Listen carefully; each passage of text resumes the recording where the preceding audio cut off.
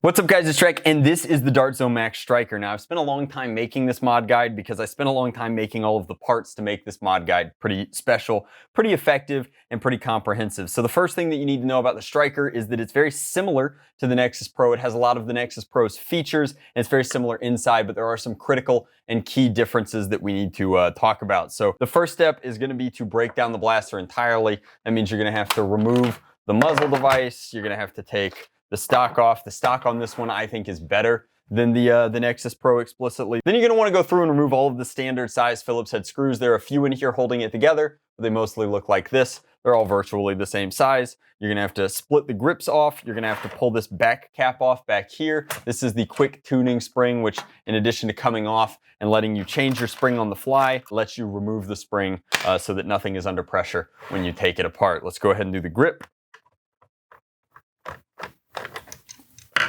Underneath the grip, you can see that this is one of the primary differences between the Nexus Pro. It kind of sandwiches on to the nubbin ports there and there, as opposed to the Nexus, which is top, bottom. This is side to side. Then over here, you're gonna have to remove this kind of pump grip, and then under the pump grip, you're gonna find something very interesting, a pretty cool feature of the Stryker, which is that it has the same faux tinny that the Nexus did, which means that a lot of my grips would fit on here. It means that a lot of standard pick grips would fit on here. It's not quite full Picatinny we've found as we've been developing different grips for the system, but interestingly enough, and slightly divergent from the Nexus, if you take off the shuttle is all one piece, and you're left with this. It's the same on both sides, and it kind of acts as a shuttle for the Stryker, and it allows you to kind of get different grip options that are a little more comprehensive and a little more secure. So you can mate a grip permanently to this, but we're gonna get to that later. Now, for the purposes of taking a look at the internals and how they differ, let's go ahead and split this guy open. The one tricky part is back here.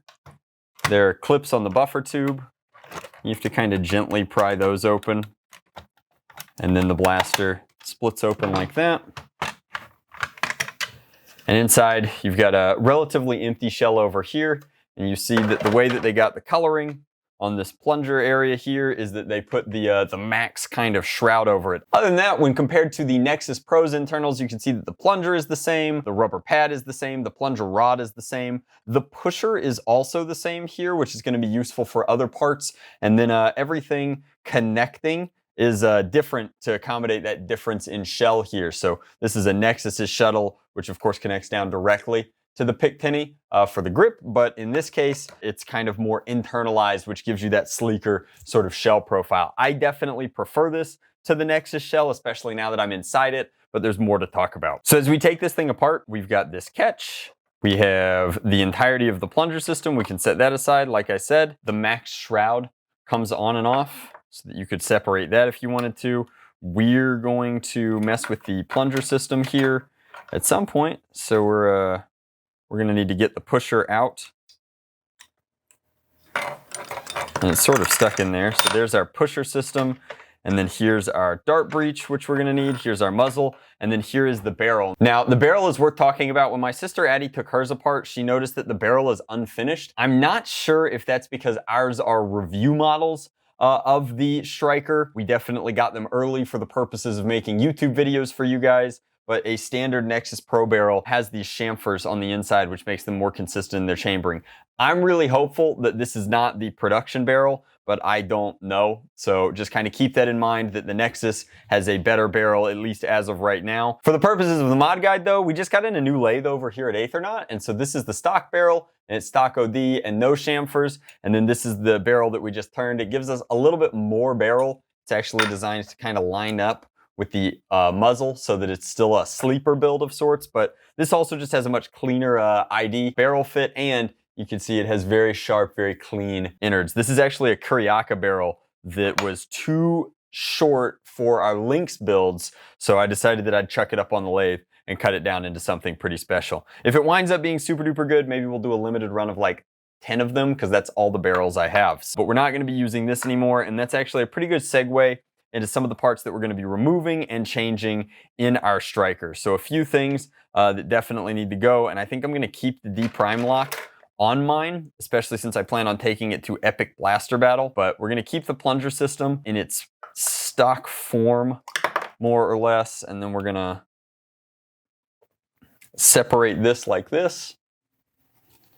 Just gently get that off there, because we are going to be, because we're going to be changing this up. We're also going to re-grease the whole thing, and we're going to replace a few parts here. So parts that I don't necessarily love. So I don't necessarily love the safety. We're going to be replacing it with one of our safety deletes. This is just a one-to-one drop-in part that replaces the ability to actuate here and removes the effective safety features. So we're going to be putting that in. I mentioned earlier that this shuttle allows you to build a custom grip that specifically mates to these parts, and we did that. This is our vertical foregrip.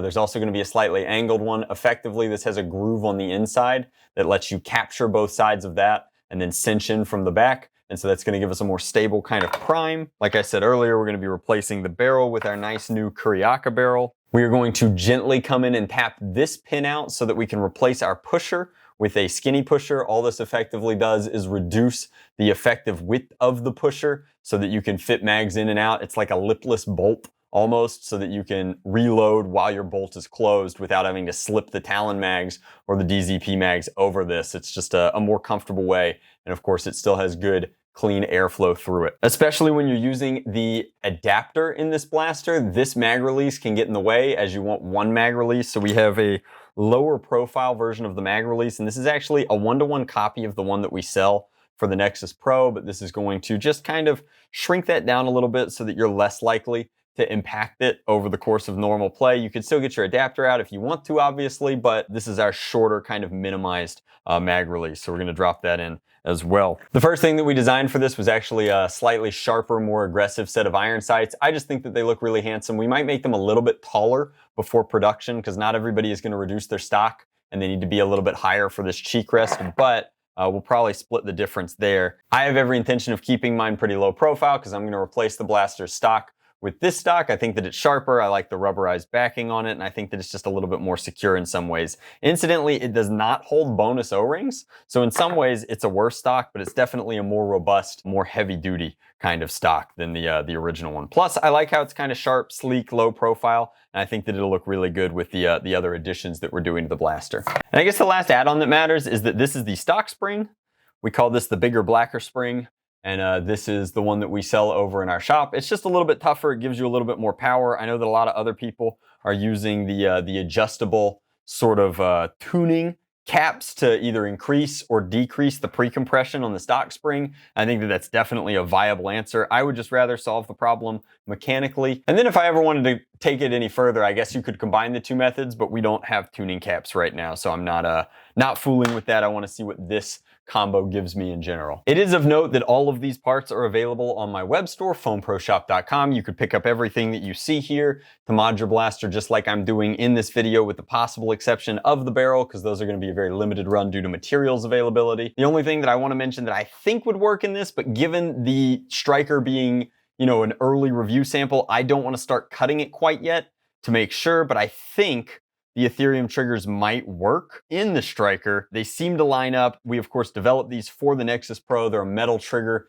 that have laser engraved bats and anodizing on them. They're pretty subtle, but they're kind of sharp, and they improve the overall, I guess, trigger response, in my opinion. But while everything seems to line up and would be fine, there's an extra screw port on the Stryker in the back here, in addition to the one that exists on the Nexus for alignment. And so we have that one up here. We don't have the one in the back, and I don't want to remove this to test its compatibility until I have another Stryker that I'm more comfortable making those shell cuts with. So tentatively, I want to say that this should work, but I cannot promise that it works because I have no earthly idea. With that said, I'm going to start putting it back together, and I got one more trick to show you before we're done.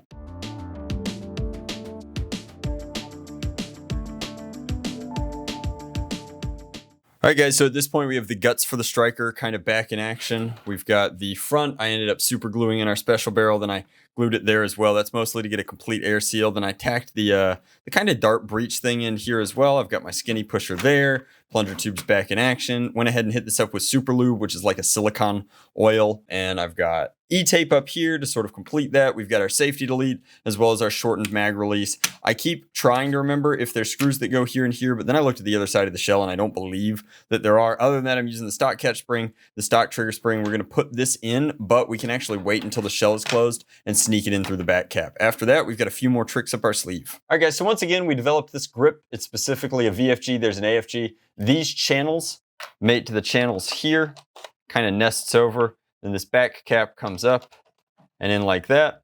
There's recessed nuts in the grip itself, and you just kind of come in and lock it into place. All right, guys, so this is 4 of like our dozen iterations to get this right, but we did want to tweak the grip on here. Like I said, it's a little different than the Nexus. So like this is version 1, which wasn't perfect, so we ended up breaking it off. Versions 2 and 3 just kind of smoothed out the geometry, but weren't quite the exact fit.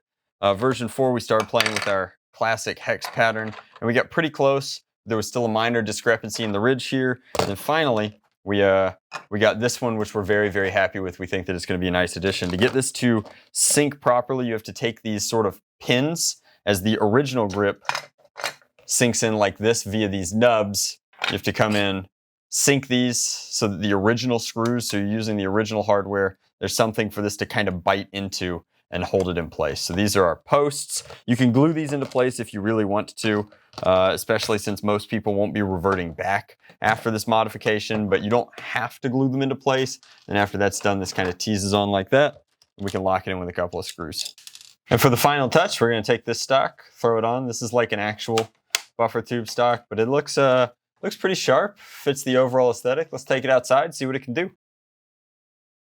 All right, guys, so that is the finished aesthetic kind of combo for the Max Stryker. You can see this is very much a sleeper in that the barrel isn't extending beyond the orange, but I think I've sacrificed the ability to sneak that suppressor on there. My sights, again, these are kind of low. They might go through one more change before they hit the web store, but given that I really like this stock, I wanted to put them there, and it kind of lowers that aperture for me. But it's a pretty sharp look. It matches kind of the lines of the blaster itself, and that's what we were going for. Now, you've got the sort of shortened mag release, which makes it far less likely you'll impact that while reaching for this one. Of course, this is the original adapter. It takes talons and katanas, which is still just the bee's knees that it's cross-compatible like that.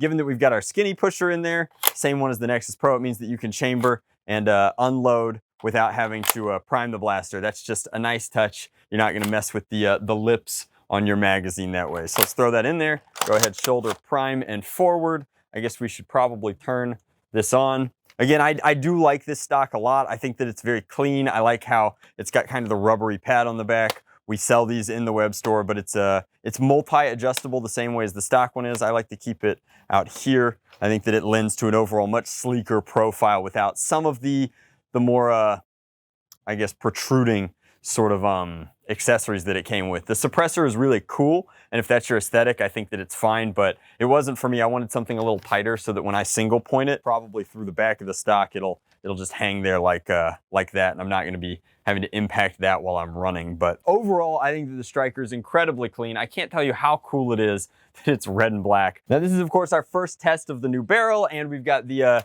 bigger spring inside, a little bit more power. I have no idea what it's gonna do. Like I said, we've got AF Pros in here. We can test the target darts a little bit later on, but right now I've double chambered it. Well, conveniently enough, we can work our way around that. That's not bad. That was worth doing. So 174, duplicate 174, 169, insert coupe joke, 178, not bad at all. 174, so pretty clearly in the 170s. Let's just call it pretty solid there. I think that if I got a more lubricant in my sort of breech to barrel connection, we might get a tighter seal, because it definitely sounds a little light in terms of how quickly that plunger is moving. But overall, not bad. I've got my bush here is overgrown, so I'm gonna have to take one step further than I usually do, and we'll see how our tree. Not bad. Click, click, boom. And again. And that one was just a little shy to the right. But overall, I mean, straight shots, very clean. I'll probably have to make a few more of these barrels to share with the world. Safety delete means that you're completely symmetrical. You don't have to fool with that. You become kind of the blaster safety. I decided not to paint this, but I think it'll be really interesting watching people paint this sleeve. It could have been cool to do something silver here, but the the gray on the max and the adapter is a little bit lighter than the gunmetal, which is a little bit lighter than the black. So the overall transition here kind of captures the entire spectrum of gray to black, which I think looks really, really good. Just enough orange in the form of the trigger and the muzzle here to keep it safe for outdoor play. But overall, I couldn't be happier with this. I think it's a great platform. I think that at $50 to get into the platform, it's very easy. I think that these accessories should be pretty affordable over on the web store. Of course, you don't have to use these at all. There are other spring options. I'm pretty sure any roughly CETA or Nexus compatible spring would be fine. You could definitely change out the foregrip for anything Picatinny if you want to use the original sled under here. I just wanted something that really took advantage of the priming kind of arms coming off of here. The sights are purely an aesthetic choice. You use whatever works for you. I definitely think that the mag release here being a little bit lighter, along with the safety delete and the skinny pusher, are big quality of life improvements when using this.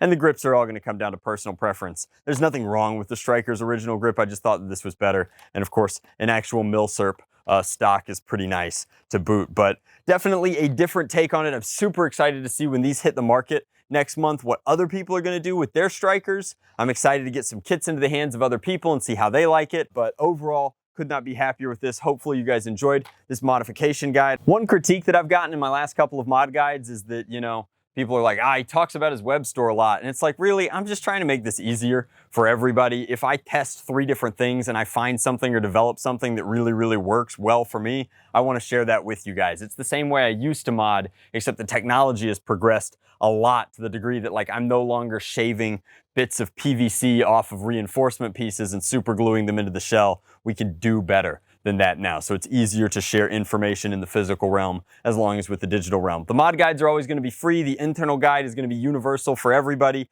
And again, there's no pressure whatsoever to use my parts. It's just an option for those of you that want to make something exactly like this, tuned exactly this way.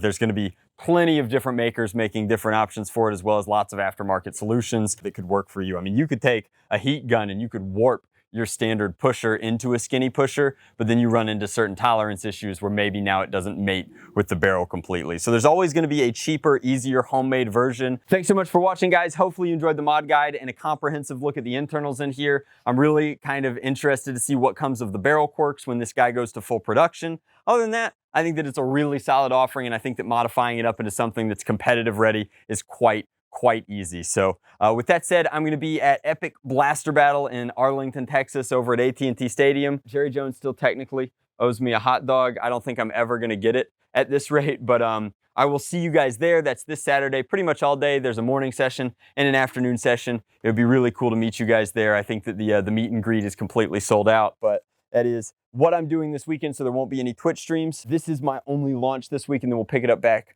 next week with more modification content. We got a lot of stuff to modify right now. Unfortunately, that means that Jinx has to hold down the fort here at Castle Dracula. Are you going to be okay on your own, Jay? You'll be all right? She says no. She is an anxiety dog, and she wishes that she could fit in my luggage. Much love. Blast on. Drac out.